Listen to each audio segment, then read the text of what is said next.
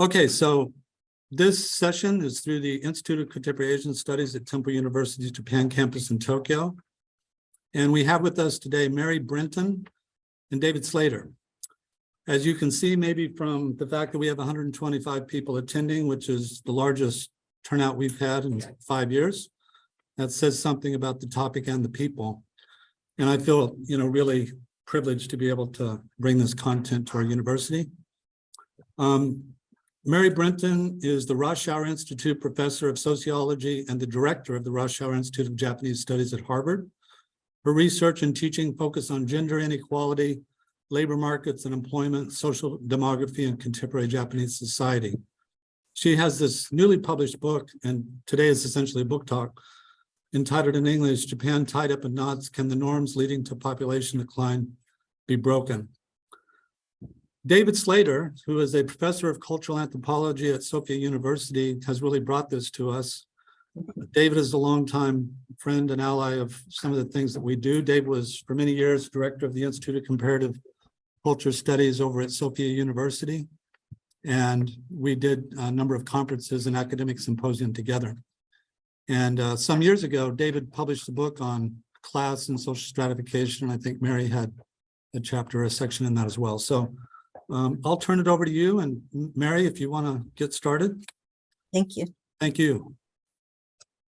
Mary, thanks. Look at how many people are here. This is great. Kyle, thank you very much for having us here. Thanks very much for inviting us here. Especially thank you, Mary, for jumping off a plane last night and then rushing right over here. Usually, when foreign academics come here, it's a road race. So there's 100 different things to do every day, and so we appreciate that, Mary, you're able to jump in for a while here. Thank you. And I think at least 127 other people appreciate that as well. What we're going to do, we kind of talk a little bit, kind of go back and forth, and then we're going to go through a little bit of Q&A. Although I'm sure, Kyle, we're not going to be able to do everybody's Q&A with people, but Kyle will sort that out. So I guess this is first, we'd like to talk about the book as it's just come out. And the Japanese title is縛られる日本人. And here is in reverse, you see the topic. This obi is particularly nice, as you can see. It's got a nice picture. It's by Chuo Koron, the Shinsho imprint of Chuo Koron. And it's in a lot of ways, it's quite unusual to have a foreign academic publishing in a Shinsho. And we'll talk about that a little bit towards the end.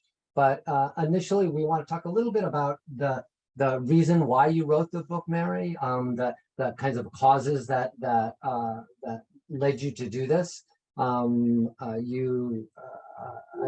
think there's a lot of people here, but and they kind of probably have kind of an ambient worry about population. But I wanted to just give you a little chance to talk about how you see just the problem that drove you, and recreate some of that process for us a little bit. Sure. Thank you, David. So as Kyle said, and thank you very much for organizing this, by the way, but as Kyle said, I've been studying gender inequality for many, many decades, most particularly in Japan. And then around 10 years ago or so, I kind of went back to my graduate school roots in social demography. And demography, as you know, is the study of births, deaths, marriages, and so forth. I organized a large-scale project involving 5 different countries. As I said, about 10 years ago, I got a big grant for it. And I organized a team of people to do in-depth interviews in these 5 different countries about family, gender role attitudes, how people, kind of live their daily lives, what their work lives are like, and so forth. Because what happened towards the end of the 20th century was that social demographers, especially in Europe, were writing article after article after article about the fact that birth rates had gone very low, dropped to very low levels in many European countries. And this was especially true, has been especially true in Southern Europe and Eastern Europe. And not as much the case yet in the United States, although I think we'll be seeing lower and lower birth rates as time goes on. But I decided it was really important to bring East Asia into this big social science literature on low birth rates. Most European social scientists don't know much about East Asia, and I wanted to kind of bring that comparative perspective to Europe and also to East Asia literature that was being published on various European societies like Italy, Spain, and so forth. So I analyzed a large comparative project, and it was unusual in the sense that it wasn't quantitative. So I got funding from the National Science Foundation in the United States, not quite enough funding, but I had to supplement it along the way. But I got funding to, again, have a team of researchers, and I made myself the big boss so that there wouldn't be any arguments about how to do the research. To do in-depth interviews with 80 young adults in Sweden, the US, South Korea, Spain, and Japan. So it was a huge project. We did the interviews, obviously, in 5 different languages, and then started looking at the data. And I've been, looking in depth at it for 10 years now. And then about 2 years ago, I was able to go back to the Japanese participants and interview about 52 of the original 80 to kind of get updated on their lives. And we also did that in the United States. And I talk about those interviews a little bit in the book. But the big impetus to get back to David's question was, why have birth rates sunk so low in post-industrial societies? And in particular, why has this happened in Japan? Okay. It's nice to have that kind of scope and that kind of funding to be able to have a broad scale. I imagine it must have been a little bit hard to get funding for qualitative research, right? I know this is a little bit nerdy, but I mean, this is really pretty unusual, the way you are setting that up. It was very unusual. And in fact, I applied to the National Institutes of Health in the United States because the National Institutes of Health study all kinds of demographic issues. They weren't interested, because I wasn't using a large survey research data set. That's not what I wanted to do. I've done a lot of that in my career already, but I've gradually moved more and more into doing qualitative research, structured qualitative research, talking to people. And I constructed the interview, the questions. Again, we did it in 5 different languages, so it was really hairy, but we did the same interview, basically the same interview in these 5 different countries. The only exceptions were, a few questions that just were not relevant in some countries, such as having Americans talk about the policies for childcare leave, which basically nobody has paid childcare leave, except if their particular company does. Whereas in Japan, for instance, I could ask people, what do you think of kodomo teate, childcare allowance, which had been in place in the initial year of the interview, 2012. So many people that we interviewed had been getting kodomo teate, and then the program was eliminated. So, some of the policy questions obviously had to be quite different. In Sweden, the policies for work-family balance, so to speak, are so well developed. And so people talked about them in a very different way. But other than that, the questions were the same. And it wasn't a narrative style of interview. It was very much, what do you think about this? And then very different from the typical survey. After we asked, for instance, what do you think about mothers of young children working? When we would ask something like that, then we, the interviewee would answer, and then we'd say, why do you feel the way you do? And I saw that as being a very important asset that you have when you're talking with people. And in surveys, it's mainly, I feel this way, and, on a scale, that's it. But you don't get the rationale. I really wanted to get into why people were thinking about things in a certain way and how they were themselves, how that was influencing what they did. So, yeah. Did you have to, this will be the last, kind of nerdy method question, but did you have to train all of the interview, and how did you do that? How do you do that kind of across all this? Yeah, it's a good question. And again, this is one of the reasons I wanted to be the boss, because I didn't want to trust that process.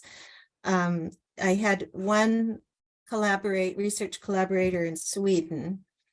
And otherwise I organized everything in the other countries through people I know, including some of my graduate students. And I did train everybody.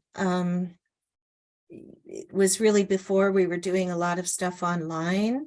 So it was more face-to-face training. So American, and I also used a very small number of interviewers in each location, because I wanted, I didn't want all different ages and so forth of interviewers. I used only female interviewers, which, David and I could talk about this whole process, for the rest of the afternoon and bore everybody in the audience. But there are a lot of things that you want to, quote, control for when you're doing interviews. So I controlled for the questions that were asked. Even, for instance, if somebody didn't answer a question, I even told the interviewers, okay, if they don't answer, then can you try asking it this way? I really made it as standard as possible because I wanted to be doing comparisons across countries.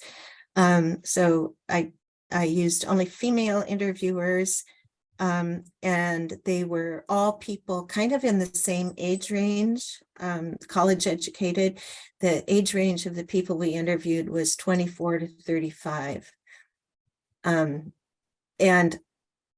also, methodological note, when you're doing this kind of comparison across, in this case, countries, really, as a sociologist, something that you really have to pay attention to is you don't want to be comparing so-called apples and oranges. So in other words, I didn't want people of a lot of different social classes, different educational backgrounds, and so forth, different ethnicities, especially in the case of the United States, because then you only have a couple of people in any particular category and you really can't say anything about those differences. So I made some very tough compromises, and three of the compromises were only people who had been born in that country, so no immigrants, people in the dominant ethnic group in that country, that means in the United States, only whites, people who had gotten some kind of education beyond high school, which represents all of these countries pretty well, because these are all highly, educated societies, and people living in large urban areas. So that's a caveat that I sometimes have to remind myself of, because, you know, I wrote this book in Japanese mainly about Japan, but it's about urban Japan, and it's about highly educated young people, young adults. So that's something to always keep in mind. But as I said, if you have, you know, lots of differences across all the individuals you're interviewing, makes it really hard to compare anybody to anybody, because there's just too much, you know, going on in this sample. Right.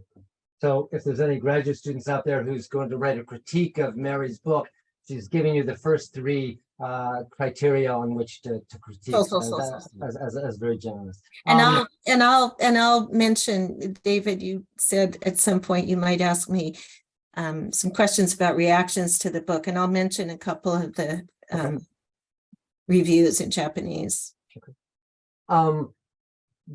I also asked you to share just a couple of slides on the numbers that are underneath it. Do you, perhaps we can just take a look at those, because we all have a feeling of how bad it is, but oftentimes we don't really look at it. So as you were looking at it, what were you seeing and what were you identifying? Sure. Okay, so let me share my screen and just show you a few slides, and let me know if this does show.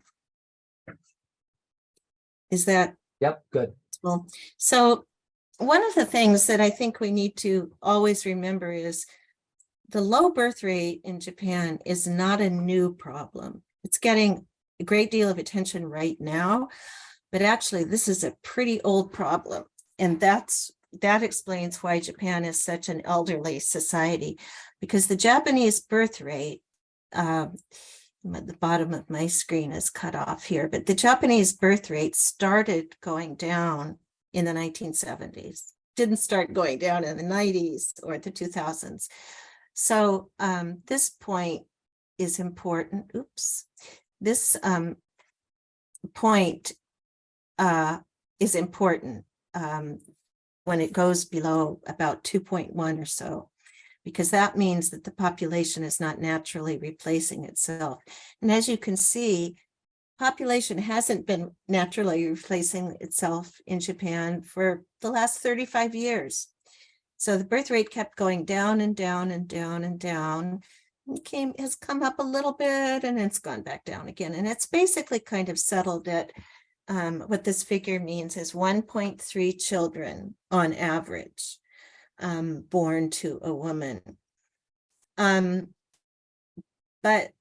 did it have to be this way? No, this didn't have to happen. And I'm going to show you another slide that shows really, I think, pretty clearly why this didn't have to happen. But before I do that, let me just say Japan is, as we all know, by no means the worst in terms of having the lowest birth rate in East Asia. That distinction goes to South Korea and has for several years, way below one child per average, on average per woman. Singapore, Hong Kong, China, all of East Asia now, every society in East Asia has a very low birth rate. And that's true, as I said earlier, in Southern Europe as well. And Italy and Japan are the countries where the birth rate started plunging rapidly in kind of the same time frame, the late 70s. So Italy's looks kind of like this. Okay, so why do I say, well, it didn't have to be this way? Well, something I did in the book was to look at another way of measuring birth rates. This is an average, as I said, it's called the total fertility rate. But a way of looking at the birth rate that is actually a lot more informative is to look at what we call cohorts, or groups of people, groups of women born in different time periods. So let's say women born in 1955. So those women born in 1955 reach age 45 in 2000, right? And there are very few babies born to women over age 45.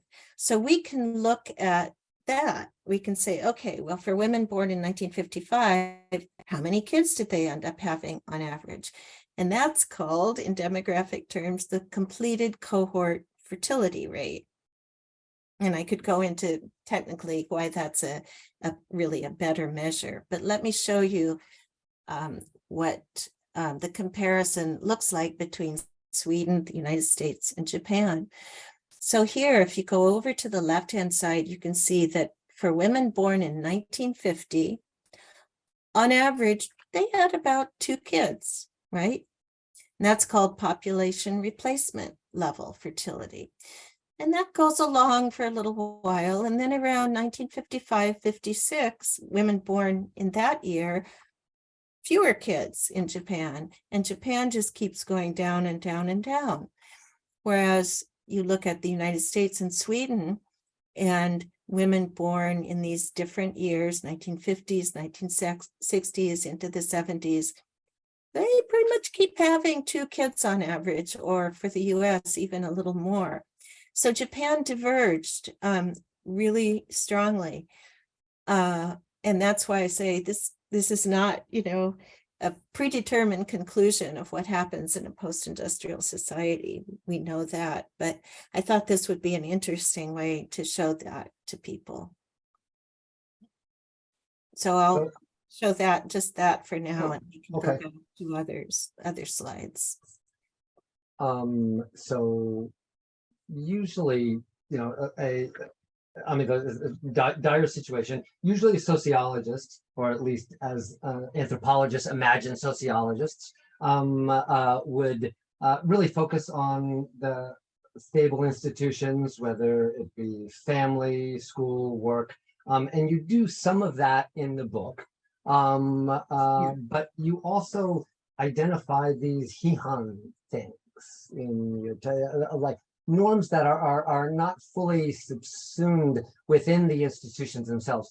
Maybe you can talk a little bit about the role of institutions, and then maybe as we go further on, the results of your of the interviews you did.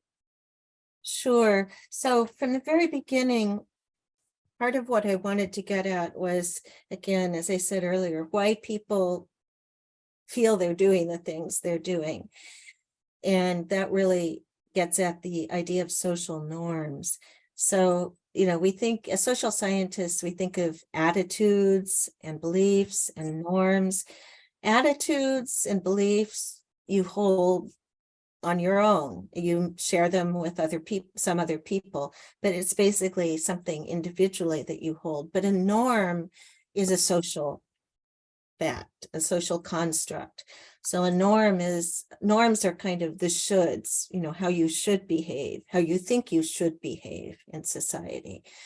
And as we all know, there are a lot of shoulds in Japanese society. And a lot of those shoulds sort of pull people into the same direction. And I was particularly interested in, okay, there's a question here. You know what? We're going to take all the questions afterwards. If people want to put things in the chat as we go along, that's fine. But we probably won't get to them until the question and answer. But so we don't have to worry about it yet. Can I answer that one question? Sure. Because it's a numbers question. So I was asked, why does that cohort comparison end in 1974? Well, remember, those years are years in which women were born. So a woman born in 1974 turned 45 in 2019, right? So we really can't go much beyond that. We can't, looking at these, what we call birth cohorts, we can't look at a woman born in 1980, and well, we can, and see how many kids she's had, but she's only 43 right now. Maybe she'll have another baby, so when you do cohort comparisons, 2019 is almost up to the present. Once more data are available, I can go up to 2021 or whatever, but But to see how many children a woman, the average woman, has in her what we call the reproductive lifespan, we've got to let everybody get up to about age 45. Some demographers say 49, but in point of fact, the number of children born to women over age 45 is very small. So that's why the graph looks the way it does. Anyway, so I really wanted to get at how social norms are, again, kind of directing the way people think about things, the way they're behaving.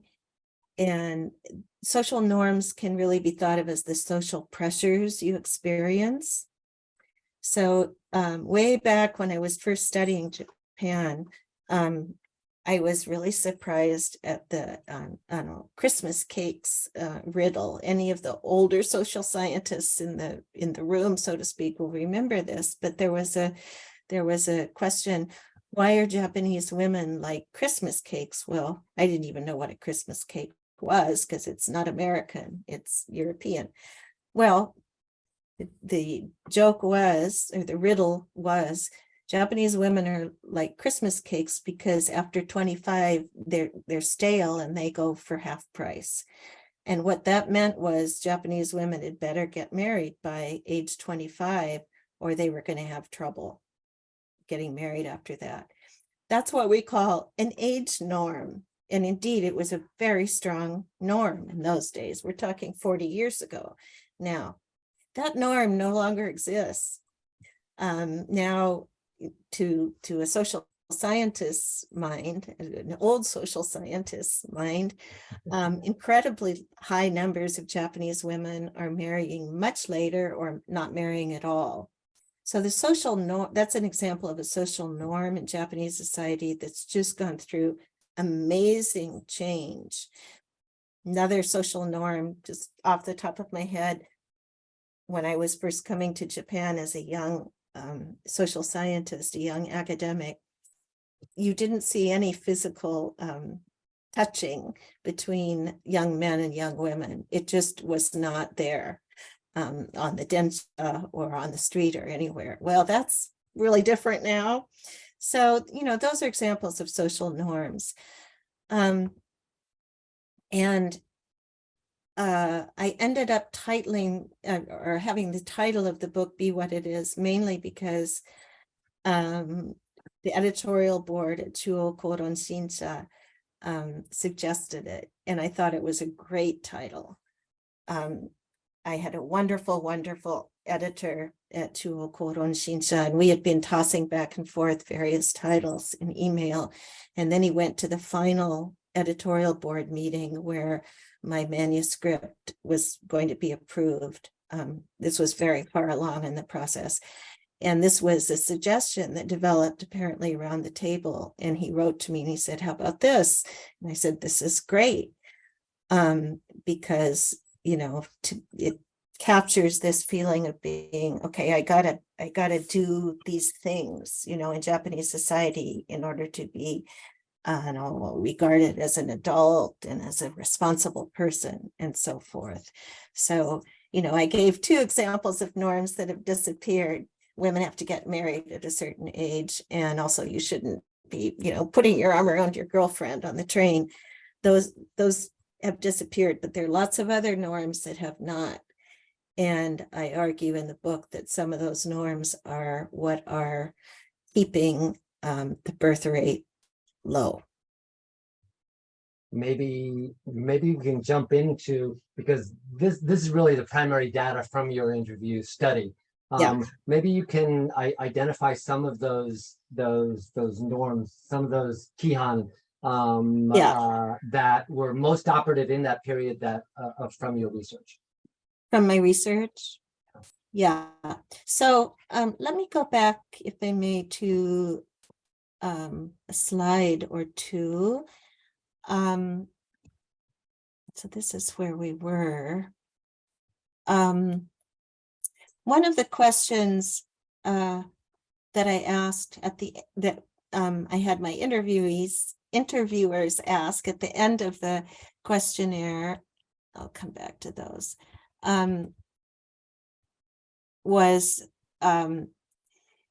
for women, for married women, what would you think if your husband said that he wanted to take childcare leave? Because even if we go back 10 or 12 years ago, Japanese men had the right to take childcare leave from their company. And then when we interviewed men, our sample in each country was, I don't know, half of the interviewees were men and half were women. When we interviewed men, we said, how would you feel about taking childcare leave? And in the first interview in 2012, the vast majority of people said, no, that's not good. And this was women as well as men. And there were 4 principal reasons when I analyzed the answers. 4 principal reasons, and they mainly had to do with norms in the workplace. And this will not be surprising to most people in the audience probably.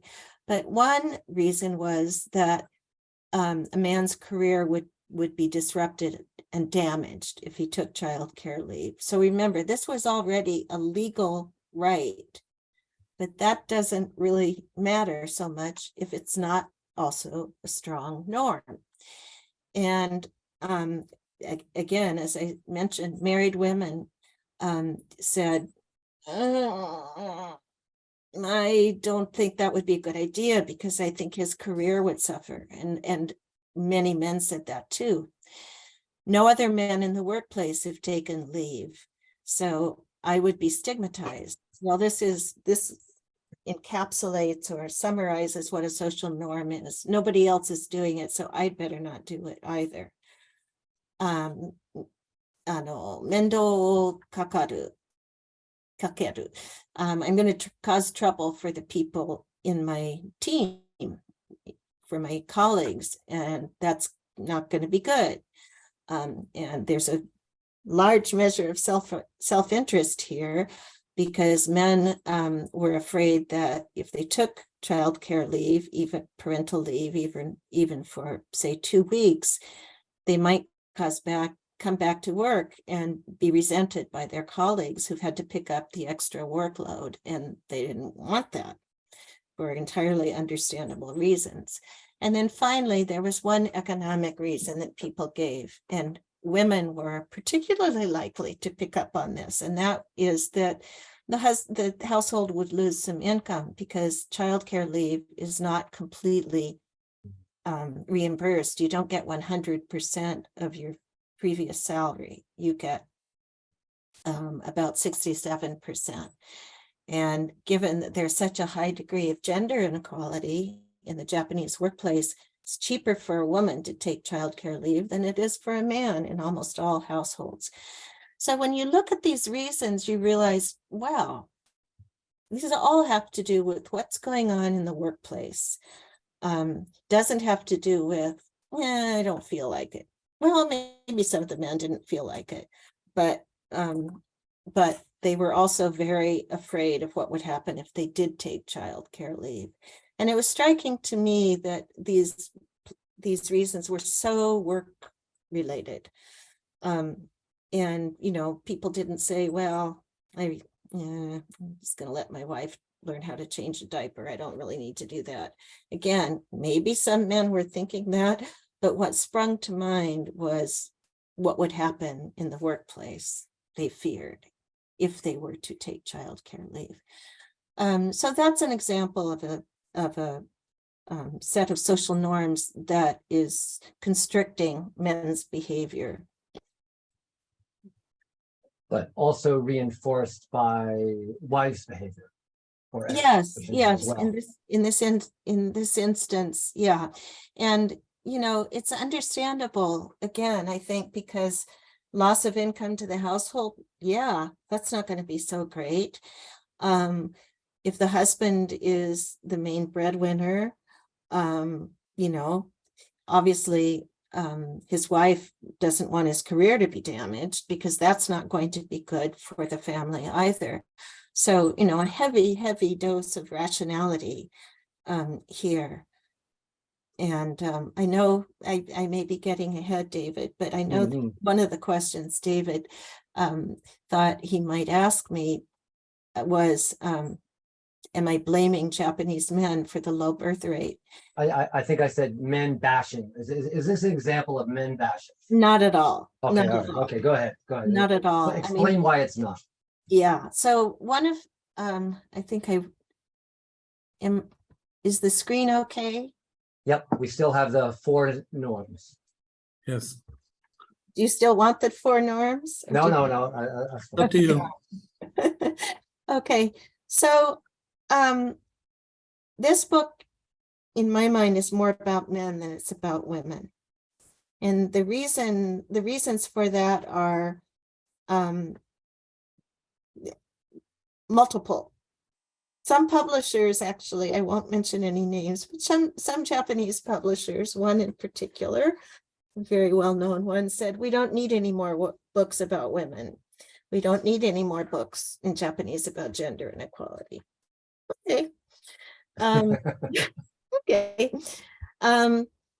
That's not the main reason that I focus mainly on men, but I think that the social pressures on Japanese men are very, very strong. And I think men are often left out of the picture when we talk about marriage and birth rates and family and so forth, too often left out of the picture. And I wanted to really show that men's lives in some fundamental ways have changed less than women's lives in Japan. Because the ideal, I didn't have space to put this in the book, but we asked a question, for instance, in all 5 countries, what do you see as the ideal woman? Well, the conceptions, the concepts or conceptions that Japanese people hold about an ideal woman are quite varied. They're quite broad. You know, maybe she'll have a career or maybe not. She should be her own thinker. Now, these are highly educated people, remember, that we interviewed, but she should have her own ideas about things. Of course, she should be beautiful, but, you know, she should then be able to raise children well and so forth. But she should have her own purpose in life and so forth. So it's not probably what I would have heard 40 years ago. Japanese men, he should be a good worker. He should be a good worker. He should provide well for the family. He should be honest. He shouldn't be a gambler. He shouldn't cheat in his marriage. But really, when you compare these ideal women images of women and men as told by highly educated young Japanese adults, women have a lot more leeway in their lives than men do. And also, you know, something like childcare leave, you know, not a lot of choice when it comes down to it in terms of the social environment surrounding men. Now, remember, this was 10 or 12 years ago. Things are changing a bit, which I can talk about. But I really wanted people to think about men's lives. And there's a famous question that the Cabinet Office survey has asked over many, many years. Would you, if you were to be born again, would you rather be a man or a woman? And more Japanese people say they'd rather be a woman than a man. And I think part of it is there are more choices in one's life.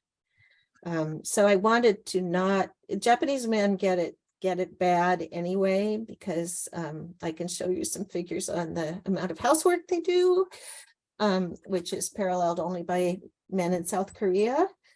Very, very low. So there are lots of things, lots of bad things one could try to say or want to say about Japanese men. But before we say those things, I think it's important to look at the constrictions that they face in their lives.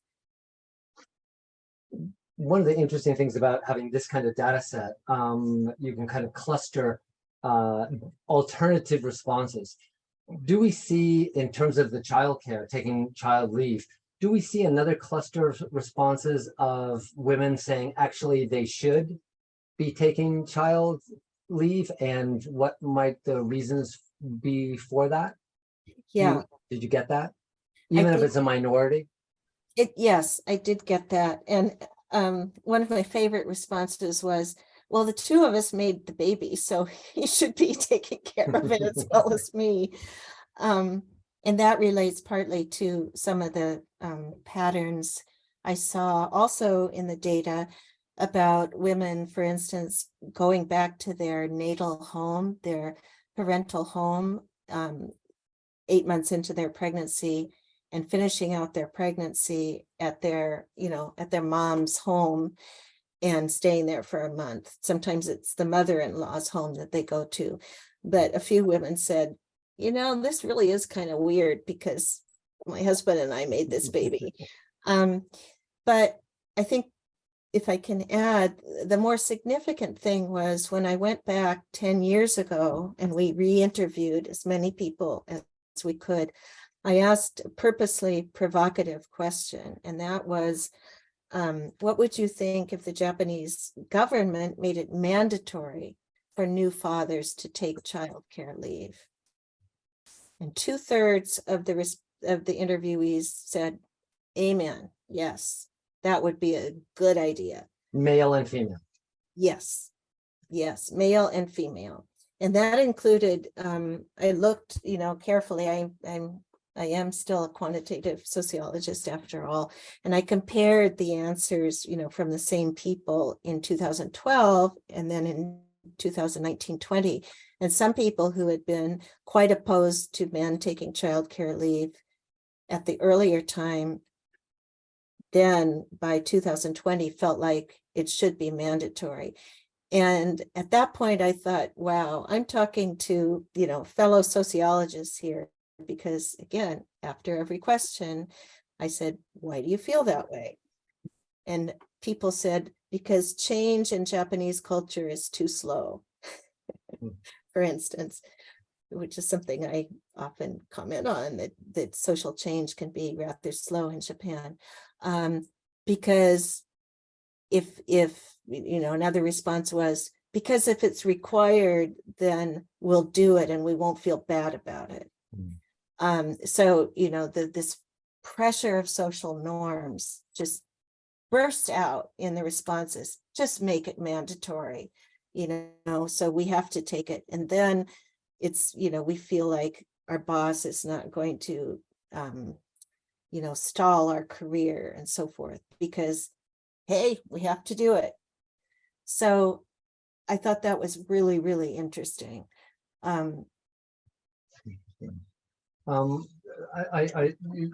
You want to still retain the mantle of a quantitative sociologist, but looking at norms, is this, aren't the study of norms much more ephemeral? Isn't it not the same kind of substantive explanation that you would get from work, family, schooling? Or your earlier things were actually more of a combination of both. But is that a legitimate criticism of looking at norms, or is that somehow misguided? That it's more superficial? Norms are intimately tied to institutions.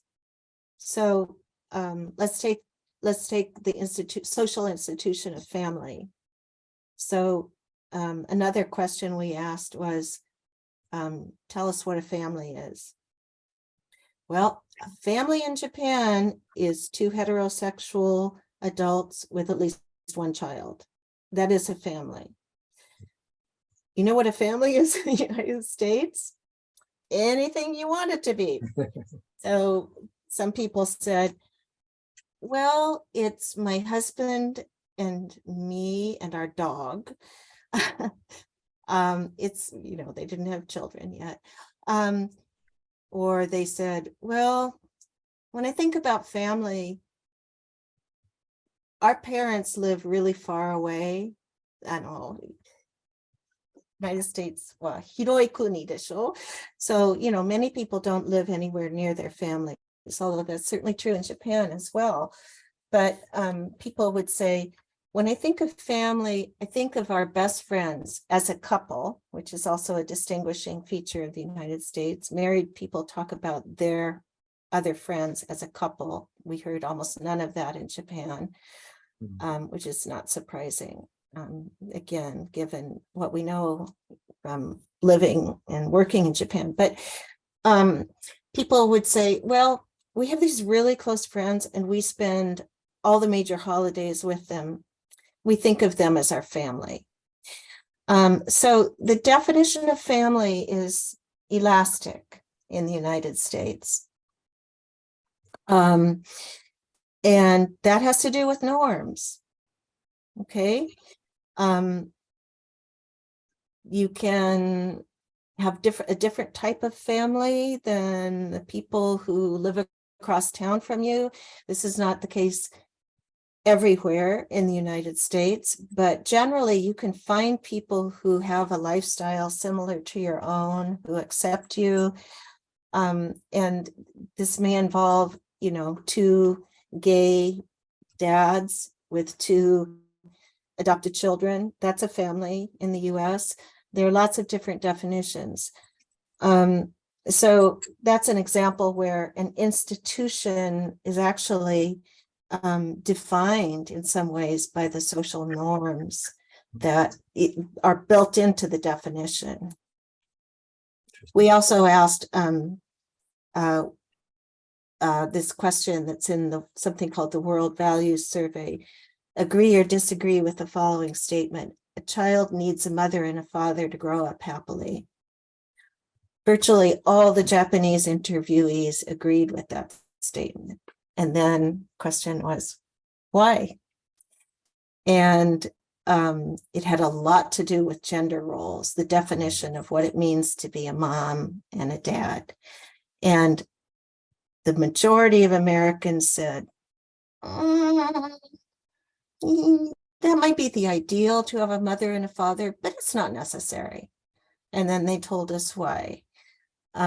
So there again, that's norm, right? The norm that a family means a heterosexual partnerhood, period. And the Japanese answers were not about because, you know, it's fun for kids to play with the dad or whatever. He makes the money.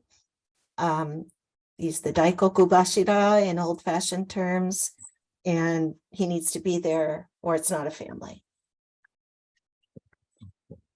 So we've actually already been talking for about 30 minutes, and this last question, I'd like to just switch it up a little bit. You have, this is not a translation of an English book that you published. No. This is something that first came out in Japanese, and I guess it's a very unusual thing to do. I think it's unusual in or out of Japan or anything. Why did you do this, and what were the goals of doing this?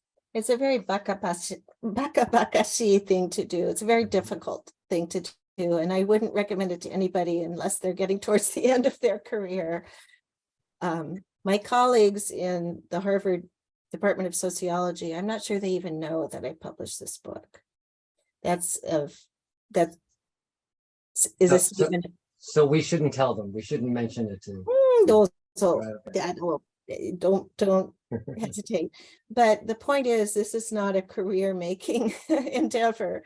It's not something one should do at the beginning of one's career if you want to have a so-called successful academic career, at least in the United States. But I'm old now, and I feel like I've published a lot of articles in the leading sociology journals in the US. I set out to do that when I was a young scholar because I very much wanted to bring the study of Japan as much to American sociologists' attention as I could. I've never published anything in an area studies journal. I went straight for the top sociology journals. I did a lot of that, and I'm proud of that work. but I don't need to do it anymore because I achieved my card carrying, sociologist, American sociologist title. And what I've studied, gender inequality, and now the birth rate. And then several years ago, as David knows, I published a different book in Japanese, the same process. I published it in Japanese and then rewrote it in English. That was about the lost generation, especially of young men who were not very well educated, and they got absolutely lost in the 1990s in the ice age of employment. So the reason I've written these books is I want to speak to Japanese readers, and it's much more likely that I can do that if I'm writing in Japanese, obviously. And especially with this book, I wanted to get a broad readership if I could, because so it doesn't have anything to do with career, anything. It really doesn't have anything to do with money. In fact, I don't even know how many books I've sold. I'm meeting with my editor tomorrow, and I guess he'll tell me. But I feel like, and this is going to be a rather sweet, saccharine kind of answer, but I feel like being involved with Japan since I was about age 20 has shaped my whole life. I sometimes think, I don't know what my life would have been like if I hadn't stumbled into the study of Japan and fallen in love with Japanese society, and then fallen out of love with it and back in love with it. It's like a very, very important relationship in my life. And I feel like if there's anything I can do as a scholar to speak frankly and to, say what I think about the situation in Japan, that might be of any use at all, I want to do it now. And again, I couldn't do it when I was 20 or 30. Nobody would have paid any attention to it, and I wouldn't have known what I was talking about. But I feel like I do know what I'm talking about now. And I want to stimulate people's thinking. That's what I want to do. And I don't want to correct anything, but it's, having a comparative perspective can be really, really useful. And I think any of us, I don't know who else in the audience is a Caucasian scholar, young scholar, or older scholar, but when I come and live in Japan for some period of time, which I'm not doing right now, but I always go back to the US with a little bit of a different perspective. I look at my own country differently.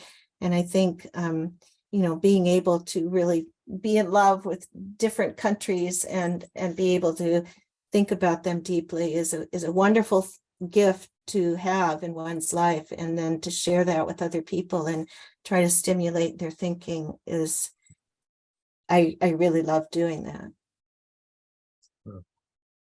So far in the reaction to this book, because it's gotten a lot of buzz, a lot of people are reading it. I don't know what the numbers are. Is that, did they get that's where you're coming from, or did they see it as a different sort of thing? So far, what have you been hearing about how people have looked at it? So yeah, I've gotten a lot of good feedback. I've done a lot of interviews with Japanese journalists, and especially from men, I would say. They're like, oh, thank God, you get us, you get what's going on, and one of the funny stories I can tell is sometimes when I'm interviewed, a lot of these have been online since I am living in the US, at present, but often either before or after the interview, off the record, a male Japanese reporter will say, let me tell you about when I tried to take childcare leave. This was what it was like. And, so I think my feeling is that my my sentiment has gotten through, that I'm not bashing Japanese men, but I'm saying, look, this is the kind of life that successful Japanese men, especially in a place like Tokyo, lead.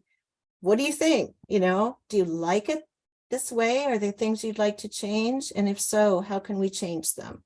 So I've gotten really positive feedback. And as anybody in the audience knows, when you write a book, the most glorious thing is if somebody tells you they've read it and they enjoyed it and they got something out of it. Because believe me, you write a book and it's out there and it's like, okay, that's done, on to the next project. But it's very, very rewarding and some managers in major Japanese companies have written to me too and said that they really enjoyed it and they agree. So very positive. When I started getting Amazon reviews, I will say I haven't kept up with them lately. There aren't a whole lot of them, but one of them was very critical. So of course I read it word for word. And a very good point that this person made was, I don't talk about non-regular workers, so I'm really talking about, again, highly educated people who have the benefits. They're the ones who have access to childcare leave and lots of other benefits, right, in their workplace. And the whole issue of hiseiki is a huge one for Japan. And I'm getting to that now, but it didn't fit into this book. This book is actually half as long as the book I originally wrote. Because a shinsho is not very many words, and I wrote too many words. So I had to cut it by 45% a year and a half ago. All right, Kyle, I think we have a few minutes for question. I think we're going to turn it over to you. Fascinating, Mary. Thank you very much. Yes, thank you, David. So we have a couple of questions here, and I think they're willing to put the questions directly to the speakers. So perhaps, let's see here. Sorry, I'm scrolling through this. Makoto, would you like to direct your question to the speakers? Hello. Hi. Thank you for is coming here the right word when it's a Zoom? I'm not sure, but thank you for making me talk anyway. Well, we're all in the same room somehow or other. Yeah. Right? We're all in the same room in inverted commas. Anyway, I originally had two questions. You sort of answered one of them about 10 seconds ago, which was, but what about the hiseiki? What about the if you don't have parental leave in the first place? If it wasn't for my passport, I would be university educated hiseiki. So I know the struggle. What can I say?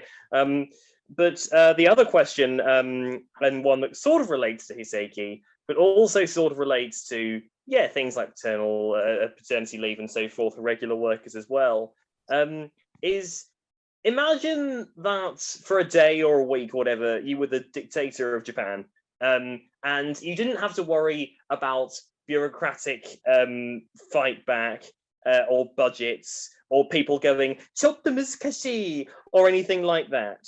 Imagine you were the dictator of Japan and you can just do whatever you thought made sense to fix the damn birth rate. What would you do? What policies would you implement? That's chapter 7 of my book, actually, because I do have policy recommendations. Well, one of the things I would do is make it mandatory for young fathers to take paternity leave, and I would not indefinitely leave, but I would make it mandatory for them to take at least 2 weeks and hopefully more like 4 to 6 weeks, and they would get full pay. So there would be no economic reason for them not to take it. And what that would do is it would get rid of the peer pressure, basically. Now, will it raise the birth rate? I would sure like to argue that. I'm not sure, but it definitely would not hurt. And there are lots and lots of, one of the things I bring to this whole issue of, as I said, is lots and lots of reading of the European literature and countries where both mothers and fathers take childcare leave tend to have higher birth rates. Not always, and I can give South Korea as an exception. But so I would just make it mandatory, because then you don't have to worry about reaching what we call a tipping point, right? Okay, well, 51% of men take it, so I guess I'll take it too. You know, that's going to take a long time to happen, right? So make it mandatory and pay these guys 100% of their prior, the earnings from their prior job. Second thing is probably, and it's horribly difficult, but probably to try to do something about Hiseki, and in particular, the wages of people in their 20s. Wages are too low, and that's becoming very clear. I mean, it's being highly recognized by the government. Wage stagnation has been a big problem in Japan, and it's part of the reason why people are not getting married and having kids. So benefits there, I mean, there's discussion of how to extend benefits to different categories of Hiseki. That's absolutely necessary. And I mean, if we could get rid of the Seiki and Hiseki dichotomy, that would be great too, but I'm not sure how that's going to happen. But anyway, better working conditions, higher wages, especially for Hiseki. Great, thank you. Oh, I'm sorry. Go ahead, Makoto. Sorry. So when I'm thinking about Hiseki issues and so forth, when I talk to people about it in Japan, I do get this emphasis on wages a lot as well. Do you think that the wages are the key? Do you think that, as opposed to like stability, as opposed to how easy it is to get fired, do you think the actual pay is the main issue stopping Hiseki people in their 20s from considering starting family? I think the lack of stability is a big issue. Lack of stability that male Hiseki have. I think that's a lot of the issue, because again, the social norms, you know, are still pretty strong that a man should be able to ideally support a family before he gets married. And I think wages for Hiseki, yeah, are important. I mean, for the unmarried men in their 40s, of which there are a lot in Japan compared to almost any other country. I mean, a lot of them don't have very good lives, and they're probably not going to get married, and they're probably not going to have kids. And those were the guys I wrote about in 2007 or 2008. And I would like things to be better for them too. But when we're talking about the birth rate, we need to talk about who's not getting married in their 20s and 30s. Great. That's another criticism, by the way, that can be made of my book is mainly about gender relations through the lens of marriage and women's role in the workplace, men's role in the workplace, and so forth. And I don't talk about non-marriage much at all. It's a huge factor in the low birth rate, but it's not really what my book is about. Thank you, Mary. We have several students here who want to ask a question. You want to go ahead? Yeah. I wanted to ask about how you interviewed some of the same participants 10 years later. And I was wondering, what was the biggest change in the responses you saw in the interviews you conducted in Japan? Yeah, that's a good question. So the original interviews were all face to face because I had two 30-something Japanese women do all the interviews. I think, Kyle, we can hear you whispering to people. Oh, sorry. Sorry. I'll turn my mic off. I'm saying you should ask your question. Let's see. Oh, so when I got the idea to re-interview people, it was already the pandemic, or it was on the verge of the pandemic and then getting into it. So I thought, how are we going to do this? I can't even get to Japan, and nobody can go anywhere. We did it online, and surprisingly, and I also didn't have the same interviewers. I had another Japanese woman who I'm close to, who I trained, and she did the interviews, and most of them, and then some were done by another Japanese female interviewer, but they were done online. And I was amazed that we were able to do them because each interviewee was talking to a different person than they originally had, but it worked either on the phone or on Zoom. And I had kept contact information. Obviously, that was something that we had from people. We couldn't get hold of everybody. Email addresses don't usually change so much in the United States, but they change in Japan. People's phone numbers change, so we couldn't track down everybody. And also some people, especially single women, women who had been single in 2012, a lot of them did not want to talk to us. And I think, but I can't test this hypothesis, I think it was because everybody said they wanted to get married. And I think some of them probably didn't get married and they didn't want to talk to us. But that's just a hypothesis. What had changed the most? Well, people's lives had changed tremendously. They'd had another kid, or they'd had their first kid. Some of them had had 3 kids. And women, a lot of the women, had taken childcare leave and gone back to work and were trying to figure out, or I should say their managers were trying to figure out what to do with them. So these are women on the so-called mommy track. That's what we would call it in the US, jitan, the short work hour option. And these are women who, again, went back to work for the same company. This also was unimaginable 30 or 40 years ago in Japan. And they're really devoted to their company. They're committed. They're happy that they've been able to have the benefits that they have had, at least 1 year of childcare leave, maternity leave and childcare leave. But their male managers don't really know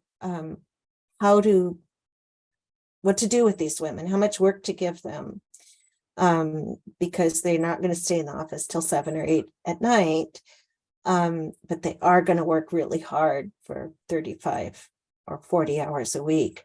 But that's not the typical pattern in a large company. So puzzlement over sort of where they are in their work life on the part of the women. Men,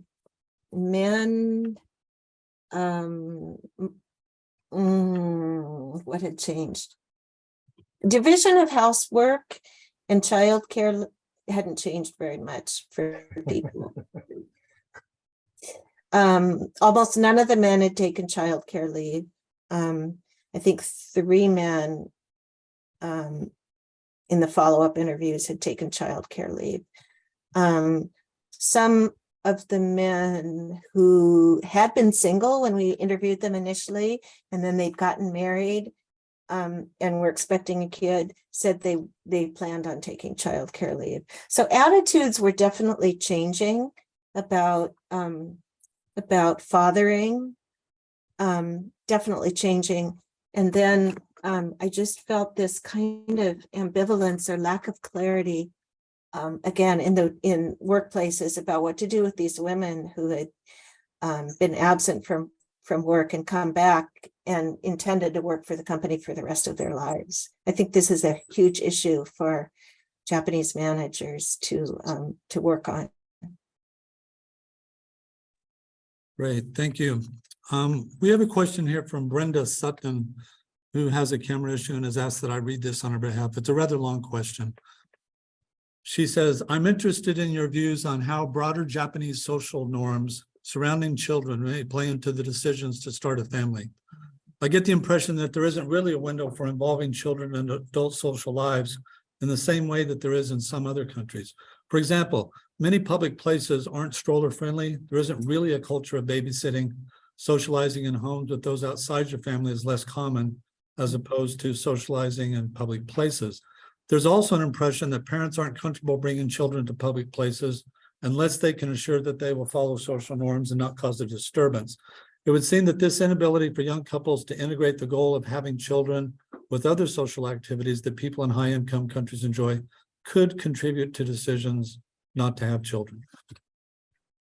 I think that's a really, really good point, and I get at that a little in the book.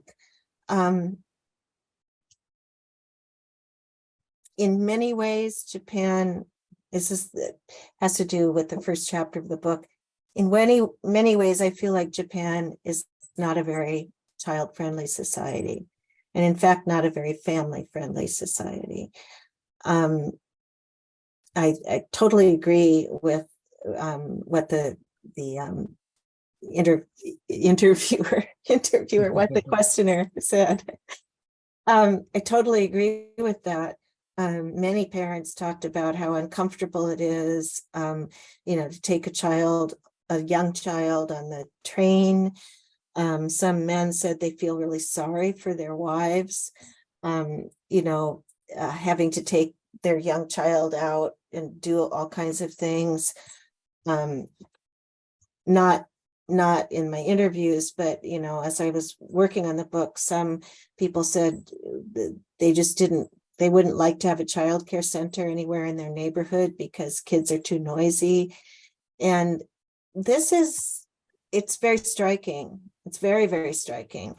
And many people talked about this kind of, glorious past where people, live together in a community and, raise their kids together and so forth. And they wish that a lot of comments from interviewees about the lack of community, lot of comments, lack of neighborhood, lack of community.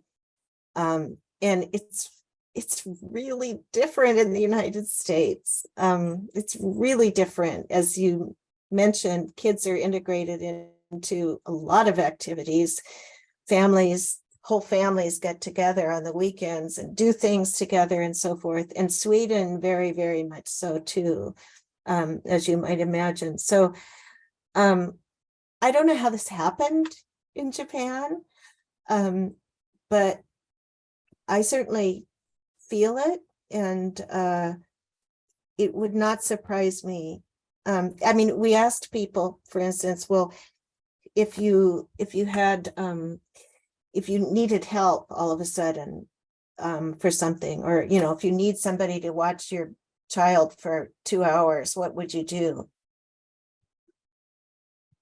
Almost nobody that you can ask, according to the Japanese interviewees. Now, again, major cities, major urban areas, but don't know anybody in their building, in their apartment building, wouldn't onegai to a friend because it's too much trouble. And so real feeling of isolation, not just of mothers, but of the nuclear family. And there's huge variation across the United States, of course, in the strength of community, but it's a very different tenor of life, I would say. Thank you, Mary. We have a question from a TUJ student. Hi, Mary. You mentioned that men have more constrictions placed on them from society. Do you think this is connected to the increase in people who are removing themselves from society in Japan, like the hikikomori? Do you think they are rejecting those social pressures for men, as many of them are men? Well, I've never done any direct research on hikikomori. Of course, it's difficult to do that anyway, but I think some percentage of hikikomori have undiagnosed mental illness of some sort.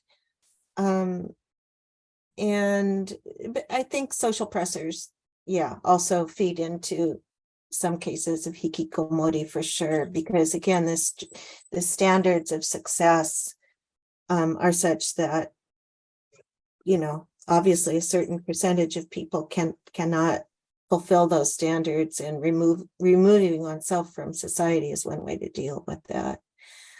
Japan's not the only country with hikikomori, but yeah, I think social pressures do have something to do with it, if not being the main reason. I don't think they are. Okay, thank you. Yutaka Takaku, you have a question? Yes. Can you hear me? Yes. Sorry. I asked this before, but I got disconnected, and I wanted to ask it again. But how much of an impact do you think that low birth rates, low replacement rates have had on rural flight in Japan? And does the stigmatization of family values and lack of friendliness towards children also play a part in that sort of thing happening? I couldn't catch the first part of your question. How much of an effect has it had on Leaving rural areas and going to cities? leaving rural areas and going to cities? Yeah. So young people leaving? Yeah. Younger like generations leaving. Well, I mean, rural Japan is quite aged, so there are a lot of rural communities that are, you know, schools are shutting down, obviously. There are smaller and smaller, fewer and fewer children, smaller numbers of children. So the lack of a kind of lively culture for raising children may cause some young people to leave. But there's also, you know, there's a kind of U-turn as well that happens. I don't know right now the numbers on migration patterns, you know, from David, do you know, or Kyle? I don't. I think, you know, there are reasons, right, for people to migrate both ways, from the cities to rural areas, and from rural areas to urban ones. But certainly the aging society issues are the most severe in rural areas. And so there's a lack of liveliness and, you know, community life and shopping alternatives and lots of things in rural areas now that were not so existent before. Right. I kind of question the premise, because to the extent I understand, it seems that there's more migration happening from the rural areas to the city. That the depopulation of rural areas has been a big issue for a number of years. Yeah. I suppose it's multi-directional, but I wonder what the statistical difference is in those two patterns of migration. I don't know. I haven't looked at it recently, so I really don't know how the two patterns compare. I think a lot of times when we, just as you're talking about your book, it's very clear that this is about a relatively elite segment of the fully employed society.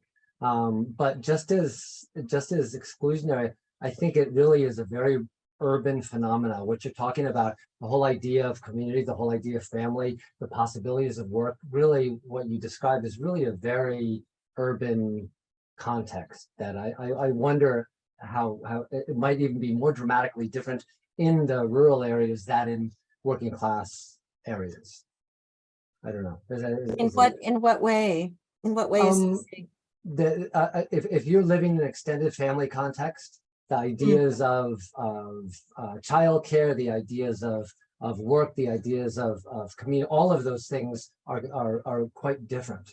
Yeah, And the metrics that, and all of those would go directly into the metrics of having more children, I would imagine, although that doesn't seem to be quite borne out. Anyway, that have Well- to be your next study, right? well, it's certainly the case that, yeah, the birth rate in highly urban areas in Japan is much lower than in rural areas.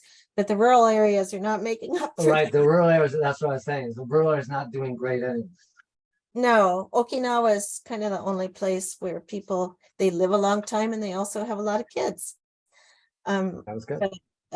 Yeah, there's not a large enough young population in rural areas to be making up for the large percentage of urbanites among young people in Japan. So the rates are not high. The birth rates are not high anywhere in Japan. And even if they're higher in rural areas, it's not, Right. not enough to make up for the shortfall, so to speak. Okay, we have one more question from a TJ student. No, we have 5 minutes left in this session. Hi, I would like to ask you, would you want the Japanese companies and Japanese governmental, including the prefectural governmental employees to read your book? Yeah. Yep. I And mean- it looks like they are reading, right? Yeah. I mean, one of the big themes of my book is hatarakikata kaikaku, and how much work reform has really taken place. There has been some, but still the long work hour conditions in Japan are really bad for the birth rate. They're really bad, partly because men in urban areas are not home very much, and women, another point I make in most of the talks I give these days is former Prime Minister Abe very much wanted to push up the female labor supply, the number of married women and especially mothers who work. It worked. He did that. The problem is the division of labor at home has not changed. And so a lot of women are doing two jobs, almost full-time, almost two full-time jobs. They're working full-time and they're taking care of everything at home. And the European literature, again, shows that this is not good for the birth rate because it's a matter of exhaustion and the lack of time. So one of the prior questions was about money. And I think in the Japanese case, actually time is more important than money. I think the long work hours are terrible for the family.